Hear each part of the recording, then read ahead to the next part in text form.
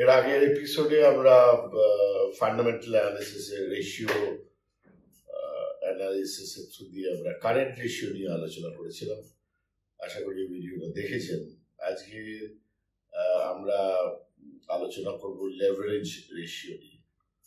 আমরা জানেন একটা কোম্পানি শুরু করতে গেলে যেটা লাগে মূলধন, ইকুইটি ক্যাপিটাল, আর সঙ্গে ব্যাংকের লোন টোন লাগে। এইসব পুরো টাকাটা মিলিয়ে প্লান্ট মেশিনারি, ফ্যাক্টরি, বিল্ডিং যে বানাতে হয়, এটা খাতায় থেকে যায় লোন ফ্রম দ্য ব্যাংক। তো লোন একটা কম্পোনেন্ট, যেটাকে আমরা ডেট বলি, ডিবিটি ডেট বলি, আর ওটা আর একটা মূলধনটা হচ্ছে ইকুইটি ক্যাপিটাল। তো এর একটা সামঞ্জস্য থাকার দরকার আছে। এই রেশিওটা মূলত তার উপর আলোচনা। বুঝতে পারছেন, যত বেশি ধার থাকবে তা তো বলা যেতে পারে যে কোম্পানি টাকা লেভারেজ করে বাইরে থেকে ধার নিয়ে ব্যবসাটা করছে। আর যতটা কম থাকতে পারবে তত বলা হবে লো লেভারেজ। এখন ডিপেন্ড করে, এক এক টাইপের কোম্পানি আছে যারা অধিক মাত্রায় ধার দিয়ে ব্যবসাটা অনেক বড় করে, ব্যবসা থেকে রোজগার করে ধার শোধ করার ক্ষমতা থাকে। এটা একটা মডেল। ইটস নট দ্যাট ডেটটা কম থাকলেই মডেলটা ভালো হবে। যেরকম ক্যাপিটাল এক্সপেন্ডিচার প্ল্যান, যেরকম বড় প্রজেক্ট যদি হয়, ধরা যাক 5,000 কোটি টাকার প্রজেক্ট, তো সেই 5,000 কোটি টাকার তো আর মূলধন পাওয়া যাবে না, তো ধারই হয়তো হয়ে গেল 4,000 কোটি টাকা। তো আপাতত যেটা মনে হয় যে বাবা এত ধার নেওয়া কোম্পানি, তখন ধার নিয়ে কোম্পানি যদি 5,000 কোটি টাকায় যদি 10,000 কোটি টাকা প্রফিট বাড়াতে পারে, তাহলে ধার নিয়ে নিশ্চয়ই করা উচিত। সুতরাং বড় কিছু করতে গেলে ধার যে নিতে হয় সেটা ঘটনা। আবার ধীরে ধীরে ডেভেলপ করতে খুব বড় কোম্পানি হওয়া যায়। ডিপেন্ডস যে কত স্পিডে আমি আমার ব্যবসাটাকে বাড়াতে পারি। কনজারভেটিভ ইনভেস্টার্স, কনজারভেটিভ ম্যানেজমেন্ট সাধারণভাবে ধারের দিকে খুব একটা এগোয় না, আস্তে আস্তে ধারটা নেয়। এবং বলা হয় ডেট ফ্রি কোম্পানি আর great companies. Yes, definitely debt free companies আর গ্রেট কোম্পানিজ। কারণ ধার হলে পর যেটা হয় যে ইভেন্ট কোম্পানি যদি দেউলিয়া হয়, অর্থাৎ লিকুইডেশন যদি প্রসিডিংস চালু হয়, তাহলে ধারের টাকাটা প্রেফারেন্স পায় over equity capital for part of the refund process. সুতরাং কোম্পানি যেখান থেকে ধার নিয়েছে এবং কোম্পানিটা দেউলিয়া হয়ে গেল, তো কোম্পানি সবকিছু বেচে দিয়ে লিকুইডেশন প্রসিডিংসে সেই বেচা টাকাটা থেকে সবচেয়ে বেশি যারা ধার দিয়েছে তাদের পেমেন্টটা আগে হবে, যারা মালিক পক্ষ তাদের পেমেন্টটা পরে হবে। তো সেই দিক থেকে একটা ভয় তো থাকছে। তবে সেটা কোনো কথা হচ্ছে না। আমি এক্সপেক্টই করবো অ্যাজ আ প্রমোটার যে আমার ব্যবসা বাড়বে এবং ভালো হবে। সেই দিক থেকে ধার ব্যাপারটা নেই। তো এটাকে বলা হয় ডেট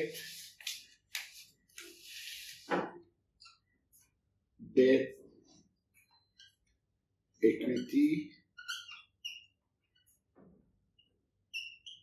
রেশিও। এটা হচ্ছে total debt divided by total equity.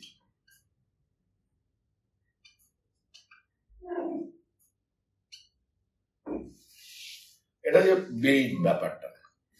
তো এই রেশিওটা কত হওয়া উচিত? ধরুন আপনার ধার হচ্ছে 200 টাকা, আপনার ইকুইটি হচ্ছে 100 টাকা, তাহলে এটা হয়ে গেল 2:1। আবার আপনার ধার হচ্ছে 400, আপনার ইকুইটি 100, 4:1।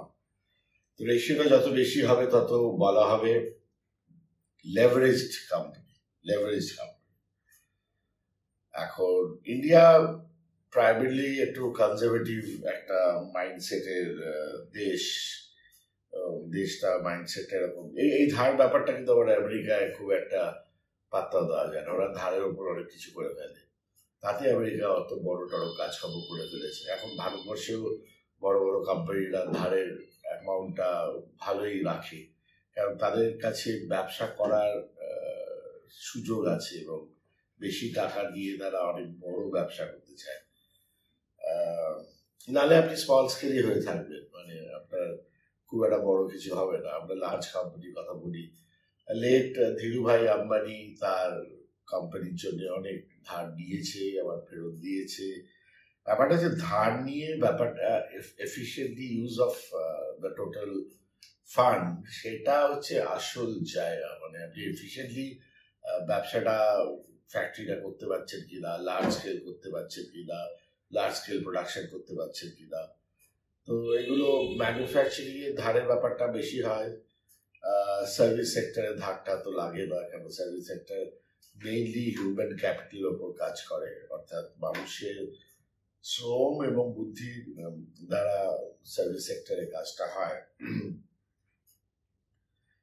তো এনিওয়ে, এটা হচ্ছে বেসিক মডেল। এবার কত রেশিওটা খুব অ্যাপ্রোপ্রিয়েট আমরা তো দেখালাম। 2:1টা ব্যাংকিং নর্মসে আদর্শ ডেট ইকুইটি, 1:1 হলে আরো ভালো, 0.5:1 হলে ভালো।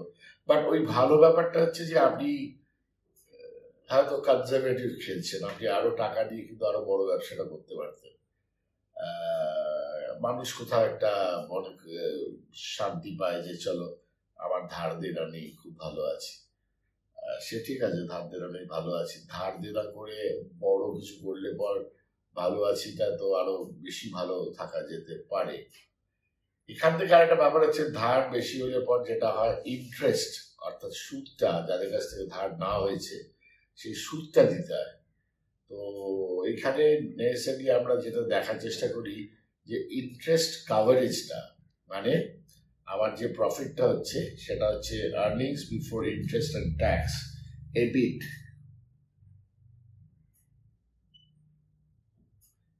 এই এবিটটা, earnings before interest and tax, এই যে রোজগারটা আর আপনার ইন্টারেস্ট যে পেমেন্টটা আছে,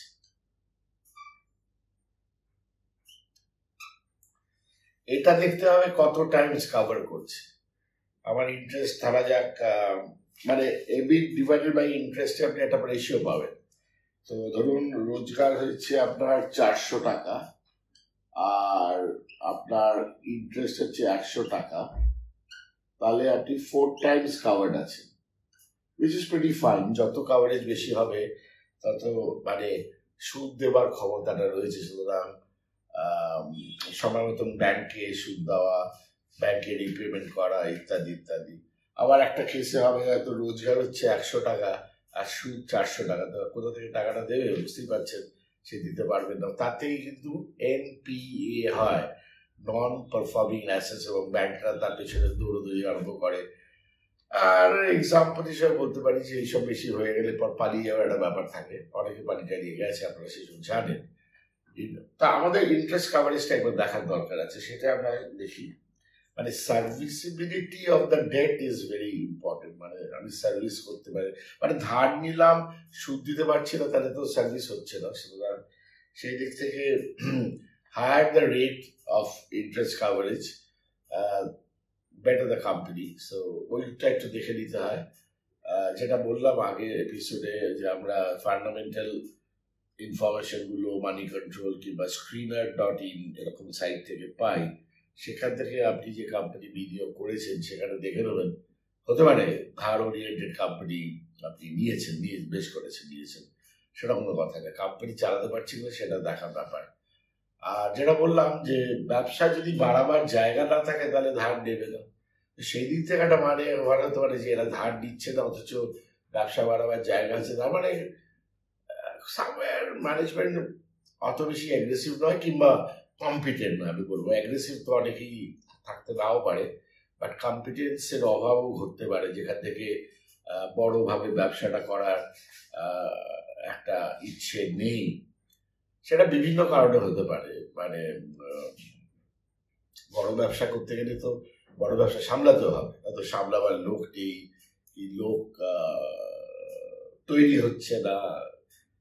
সেখান থেকে কোম্পানির ইনডাইরেক্টলি যে মানেটা বেরোবে সেটা হচ্ছে যে তাদের গ্রোথ নিয়ে একটা প্রশ্ন বাজার করে, এবং জানেন শেয়ারের দাম সেখানেই বৃদ্ধি পাওয়ার সুযোগ ঘটে যেখানে আপনার গ্রোথ ফ্যাক্টরটা আছে। সুতরাং গ্রোথ যখন আমরা দেখবো, আমরা সেলস গ্রোথ দেখি, প্রফিট গ্রোথ দেখি, ভালো কথা, বাট এই সেলস গ্রোথটা হবে কোথা থেকে? বেশি প্রোডাকশন হলে তবেই না।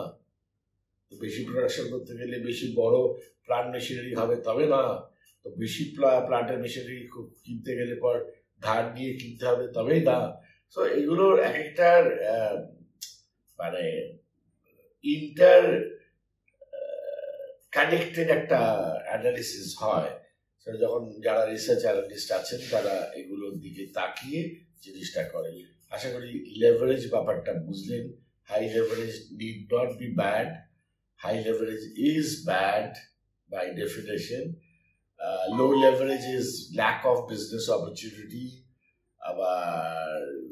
quite strong in terms of serviceability. সব মিলিয়ে একটা কম্বিনেশন এফেক্টে আপনাকে স্টাডি করতে হবে।